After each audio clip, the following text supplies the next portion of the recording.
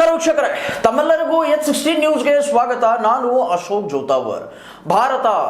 ಹೌದು, ಭಾರತದಲ್ಲಿ ಏನು ನಡೀತಾ ಇದೆ ಏನಿಲ್ಲ ಇವತ್ತಿನ ಈ ಒಂದು ಭಾರತ ಸಂಚಿಕೆಯಲ್ಲಿ ನೋಡಿಕೊಳ್ಳೋಣ. ಅದಕ್ಕಿಂತ ಮೊದಲನೇದಾಗಿ ಭಾರತ ಇದರ ಚೌಕಟ್ಟನ್ನು ಹಾಕೊಂಡು ಬರೋಣ. ಏನದು ಚೌಕಟ್ಟು? ಸೋನಮನ್ನು ಮುಗಿಸಿ ಬಿಡುತ್ತಾ ಮೋದಿ ಸರ್ಕಾರ, ಜೀವಕ್ಕೆ ಬೆಲೆ ಕೊಡದ ಮೋದಿ ಸರ್ಕಾರ ಒಂದು ಕ್ರೂರ ಸರ್ಕಾರ. ಕೋಣಗಳ ಮುಂದೆ ಕಿನ್ನರಿ ಬಾರಿಸುತ್ತಿರುವ ಸಿಜೆಪಿ ಆ್ಯಂಡ್ ಸೋನಂ ವಾಂಗ್ಚುಕ್. ನಿಜಕ್ಕೂ ಮೋದಿ ಒಬ್ಬ ಕ್ರೂರ ಶಾಸಕನೇ? ವಿಶ್ವವೆಲ್ಲ ಮೋದಿ ವಿರುದ್ಧ ನಿಂತರೂ ಕಿವಿಗೊಡದ ಮೋದಿ.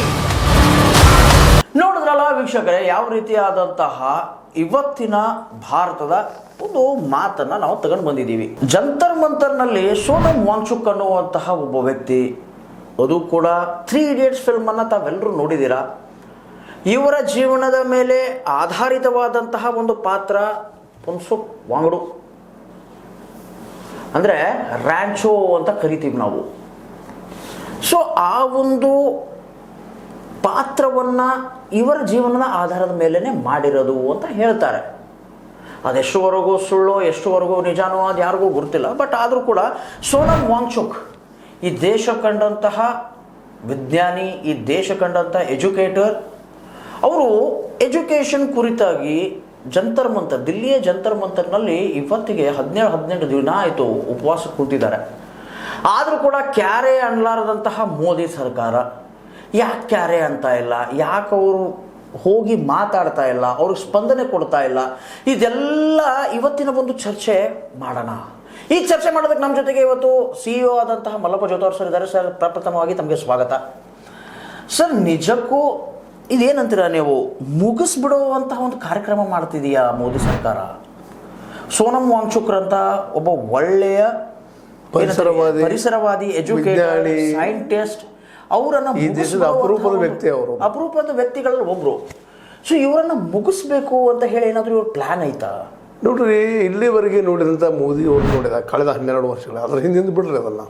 ನಾವು ಅದನ್ನ ಮಾತಾಡೋದಕ್ಕಿಂತಲೂ ಅದೇನಾಗಿದೆ ಗೊತ್ತದ, ಗೋಧ್ರಾದಲ್ಲ ಅದ್ರ ಬಗ್ಗೆ ಮಾತಾಡೋದು. ಈಗಾಗಲೇ ಕೆಲವೊಬ್ಬರು ವಿರೋಧ ಪರ ಇರಲಿ, ಅದ್ರ ಗೋಧ್ರಾದಲ್ಲಿ ನಾ ರೈತ ಆಗಿದ್ದೇನು ಸುಳ್ಳಲ್ಲ, ಅದ್ರ ನಂತರದ ಗುಜರಾತ್ ಹೊರದು ಹೋಗಿದ್ದೇನು ಸುಳ್ಳಲ್ಲ, ಅವೆಲ್ಲ ಫಿಲ್ಮ್ ಮಾಡಿದಾಗ ಅದನ್ನು ವಿರೋಧಿಸಿದ್ದು ಸುಳ್ಳಲ್ಲ, ಅವುಗಳ ಮೇಲೆ ಬ್ಯಾನ್ ಮಾಡಿದ್ದು ಏನು ಸುಳ್ಳಲ್ಲ. ಅದೇ ಇರಲಿ, ಇತಿಹಾಸ ಪುಟಗಳನ್ನ ನಾವು ನೆನೆಸ್ಬೇಕಾಗತ್ತೆ. ಯಾಕಂದ್ರೆ ಈ ಸಂದರ್ಭಕ್ಕೆ ಯಾಕೆ ಹಿಂಗೆ ಅದಾರ ಮನುಷ್ಯರು ಇರು ಅಂತ.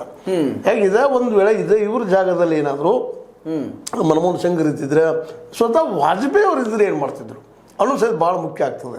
ಯಾಕಂದ್ರೆ ವಾಜಪೇಯಿ ಅವರನ್ನ ತುಂಬಾ ಸಮೀಪದಿಂದ ಕಂಡಂತಹ ಒಬ್ಬ ಪತ್ರಕರ್ತರು ಒಂದು ಮಾತನ್ನ ಹೇಳ್ತಾರೆ.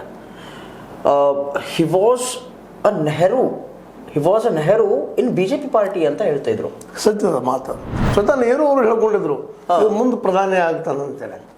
ಅವ್ರು ಇನ್ನರ್ ಕಾನ್ಶಿಯಸ್ ಅನ್ಸಿದ್ ಬೈಟ್ ಮಾಡಿತ್ತು ಈ ವ್ಯಕ್ತಿ ಅಂತ. ಹೌದು, ಅಂತ ಒಬ್ಬ ವಾಜಪೇಯಿ ಇವತ್ತೇನಾದ್ರು ನಮ್ಮ PM ಇದ್ದಿದ್ರೆ ಇಷ್ಟೊಂದು ಎಬ್ಬಿಸ್ತಿದ್ರು ಅವರು. ಮನಮೋಹನ್ ಸಿಂಗ್ ನೋಡ್ರಿ, ಅನ್ನ ಅದನ್ನ ಆಗ 5 ದಿವಸ ಉಪವಾಸ ಬಿದ್ದಾಗ ಆಯ್ತಪ್ಪ ಲೋಕಪಾಲ್ ಮಾಡ್ತೀನಿ ಅಂತೇಳಿ ಮುಂದೆ ಬಂದರು ಮನಮೋಹನ್ ಸಿಂಗ್ ಅವರು. ಹೌದು, ಕಳೆದ 1-2 ವರ್ಷ ಅಂತೀವಿ, ರೈತರು 1 ವರ್ಷ ಕುಳಿತರು, ಇಡೀ 1 ವರ್ಷ ಕುಳಿತರು ಸಹಿತ ಕೊನೆಗೆ ನಾ ಹಿಂದೆ ತಗೊಳ್ತೀನಿ ಅಷ್ಟಾದ್ರೂ ಬಿಡ ಅದು ರದ್ದು ಮಾಡಿದ್ರು ಅಂತೇಳಿಲ್ಲ. ಇವತ್ತು ಜೀವಂತದವು 3 ಕಾಲ.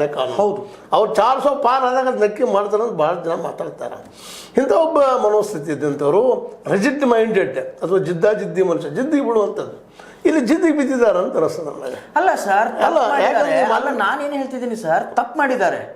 ಯಾರು ಸೋರಿಕೆ ಆಗಿದೆ, 89 ಸಲ ಈ ದೇಶದಲ್ಲಿ ಇವ್ರು ಬಂದ ಮೇಲೆ ಸರ್ಕಾರ ಬಂದ ಮೇಲೆ ಆಗಿದಾವೆ ಸೋರಿಕೆ ಆಗಿದಾವೆ, ಪ್ರಶ್ನೆ ಪತ್ರಿಕೆಗಳು ಸೋರಿಕೆ ಆಗಿದಾವ. ಸೊ ಇವ್ರು ತಪ್ಪು ಮಾಡಿದ್ದಾರೆ. ಅಲ್ಲ ಸರ್, ತಪ್ಪು ಮಾಡಿದಾರೋ ಬಿಟ್ಟಿದಾರೋ ಅದು ಸೆಕೆಂಡರಿ, ಅದು ಇನ್ವೆಸ್ಟಿಗೇಷನ್ ಆಗಲಿ, ಅದು ಮಾತಾಡೋಣ.